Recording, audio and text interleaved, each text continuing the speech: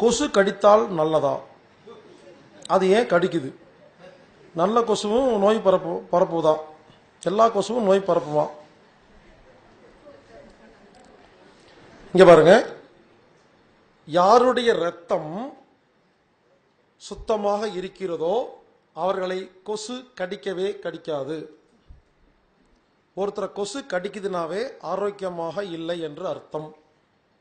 ஒருத்தரை மூட்டைப்பூச்சி கடிக்குதுனாவே ஆரோக்கியம் இல்லாத ஒரு மனிதனை மட்டும்தான் மூட்டைப்பூச்சி கடிக்கும். ஆரோக்கிய மனிதன் பக்கத்துல மூட்டைப்பூச்சியோ கொசுவோ போனா கடிக்காம போயிடும். நீங்க செக் பண்ணி பாருங்க, அந்த அளவுக்கு ஆரோக்கியமா இருக்கிறவங்க கிட்ட கொசு கடிக்காது. எனக்கு ஒரு 10 வருஷத்துக்கு முன்னால ஒரு 3 வருஷமா என்ன கொசு கடிச்சதே இல்லை. ஏன்னா அந்த மாதிரி நான் வாழ்ந்திருக்கேன். இப்ப கடிக்குது. ஒரு 10 வருஷத்துக்கு முன்னால நான் கோயம்புத்தூர்ல கவுண்டம்பாளையத்தில் பி பாசிட்டிவ் யோகா சென்டர்னு வச்சிருந்தேன். அப்பெல்லாம் எந்த வேலைக்கெல்லாம் போக மாட்டேன். முழு நேரமா ஒரு ஒயிட் அண்ட் ஒயிட் ஜிப்பா போட்டு இன்னும் யோகாக்குன்னே பிறந்த மாதிரி எனக்கு அதுதான் வேலை. தனி வீடு. அந்த வீட்டில் நான் மட்டும்தான் இருப்பேன். நானே சமைப்பேன், நானே சாப்பிட்டுட்டு காலையில் சாயந்தரமும் யோகா கிளாஸ் நடத்திட்டு இருப்பேன் வீட்டில். பகல் நேரத்தில் இது ஏகாந்தமாக ஊரை சுற்றுறது தான் வேலை. புது புது விஷயங்களை ஆராய்ச்சி பண்ணுறது, இந்த மாதிரி சுற்றுறது தான் வேலைன்னு வச்சுங்களேன்.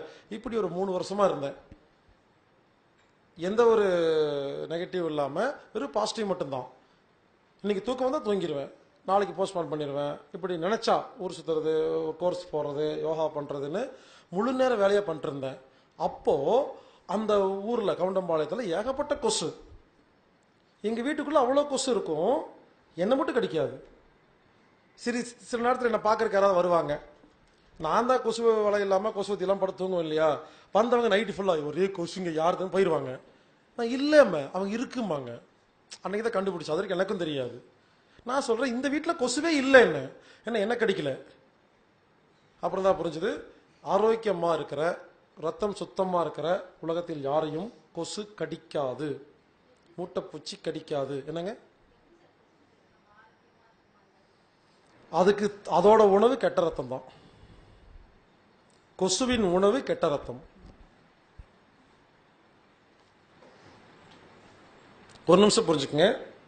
ஒரு விலங்கினுடைய ஒரு உயிருடைய கழிவு இன்னொருடைய உணவு. இப்போ ஒரு குழந்தை மலம் போகுது வருது, நம்ம பார்த்த அசிங்கமா இருக்குமா மலம்? ஒரு நாய் ஓடி வந்து சாப்பிடும், அதுக்கு அது உணவு. நம்ம மலம்னு சொல்றோம், நாய்க்கு உணவு. அருவப்பா இருக்கு இல்லையா? இப்போ நான் சொல்றேன், மரம் இருக்கு இல்லையா, ஒரு மாங்காய் மரம். ஒரு மாங்காய் மரத்தில் மாங்காய் இருக்கு, அது அழுகி போச்சு. இந்த மரம் என்ன பண்ணுது? இது மலம்னு கீழே விட்டுருது. நம்ம ஓடி போய் எடுத்து மாம்பழம் சாப்பிடுவோம். மரம் அப்படிதான் பார்க்கும், நம்ம போன மரம் தான் எடுத்து சாப்பிட்றானேன்னு சொல்லுவோம். மாங்காய் மரத்தோட மரத்துக்கு பேர் தான் மாம்பழம். ஐயோ, இனிமேல் மாம்பழம் சாப்பிடணும். அதாவது ஒரு உயிருடைய கழிவு. இப்ப நம்மளுடைய கழிவு கார்பன் டை ஆக்சைடு, மரத்துடைய கழிவு ஆக்சிஜன். ஸோ அப்படி ஒரு சைக்கிளில் போயிட்டு இருக்குன்னு வச்சுங்களேன். கொசுவின் உணவு கெட்ட ரத்தம். அதுக்கப்புறம் நான் அப்போ முழு நேரமா யோகாலாம் பண்ணிட்டு இருந்தேன் இல்லைங்களா, அப்ப கடிக்காம இருந்துச்சு. இப்ப கடிக்குது. ஏன்னா உட்காந்து 8 மணி நேரம் இப்படி பேசவே கூடாது. ஆக்சுவலா இப்படி பேசவே கூடாது. நைட் டிராவலு, ஊரா சுத்துறது. ஸோ இது முதல்ல சர்வீஸா பண்ணதுக்கு வேலையா போச்சு எனக்கு. உண்மையிலே ஓப்பனா சொல்றேன், கடந்த ஒரு 2-3 வருஷமா இந்த விஷயத்தை நான் பிடிக்காம தான் பண்ணிட்டு இருக்கேன். அப்போ இவ்வளவு எனர்ஜி இருக்கேன். நான் பிடிச்சி பண்ணது எப்படி இருந்திருப்பேன்? பிடிக்காம பண்றேன்னா அளவுக்கு மீறி பண்றேன். ரெஸ்ட் இல்லாம, சரியா சாப்பிடாம.